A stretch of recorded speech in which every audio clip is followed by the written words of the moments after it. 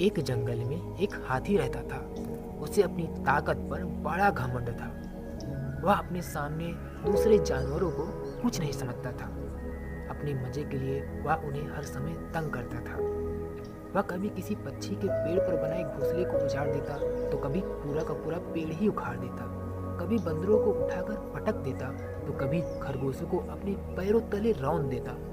सभी जानवर उससे परेशान थे, लेकिन उसकी ताकत के सामने कुछ कर नहीं पाते थे। एक दिन हाथी नदी से पानी पीकर लौट रहा था। वहीं नदी किनारे एक पेड़ के नीचे चींटियों का बिल था। आसपास ही चींटियां अपने काम में जुटी हुई थी। बरसात के पहले वे अपने बिल में भोजन इकट्ठा करने का मेहनत कर रही थी।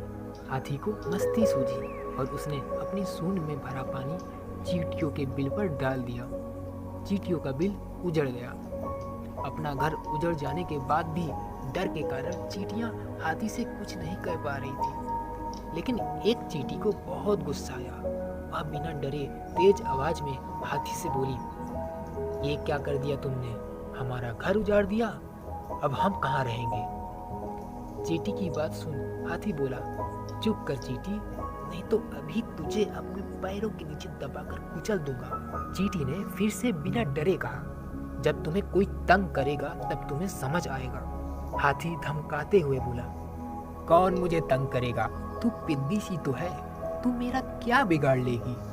तू मुझे जानती नहीं है क्या? किसी की हिम्मत नहीं है कि मुझे कुछ कह सके।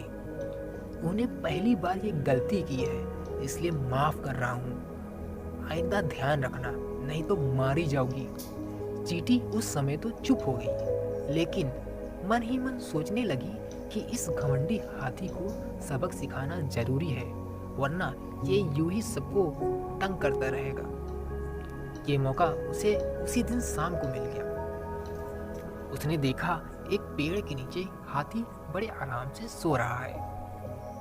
चींटी उसकी सूंड में घुस गई और काटने लगी।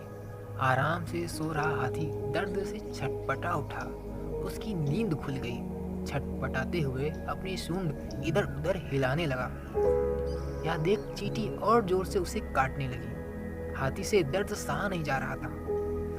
वह जोर जोर से रोने लगा और मदद की पुकार लगाने लगा। लेकिन उसकी मदद को कौन आता? उसने तो जंगल में सबको परेशान कर रखा था। चींटी उसे काटती रही और वह दर्द से चीखता रहा। अंत में निढाल होकर वह जमीन पर गिर पड़ा। मैं वही चींटी हूँ जिसका और जिसके साथियों का घर तुमने उजाड़ दिया था। अब तुम्हें समझ आया कि जब तुम दूसरों को तंग करते हो तो उन्हें कैसा लगता है। हाथी रोते हुए बोला, मुझे सबक मिल गया है। मैं तुमसे माफ़ी मांगता हूँ और वचन देता हूँ कि फिर कभी किसी को तंग नहीं करूँगा।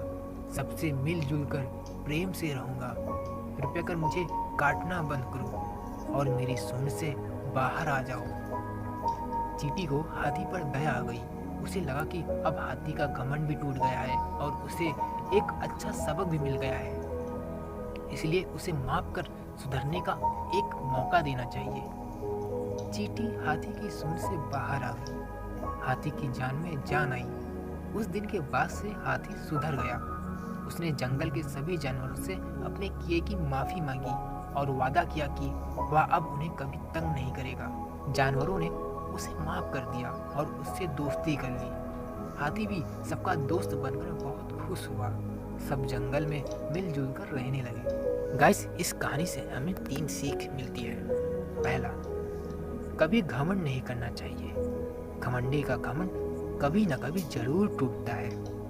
दूसरा, दूसरों की सदा सहायता करनी चाहिए, तभी मुसीबत के समय वे आपकी सहायता करेंगे। तीसरा, कभी दूसरों को परेशान नहीं करना चाहिए और सबके साथ मिलजुल कर रहना चाहिए। गाइस, आज एनिमेटिंग क्वीन तो थी नहीं, मैंने वीडियो बनाया है। आपको यह वीडियो कैसी लगी हमें कमेंट में जरूर देगा। वीडियो अच्छी लगी हो तो लाइक, शेयर और ढेर सारा सब्सक्राइब जरूर करवाइएगा। Thank you so much for watching this video.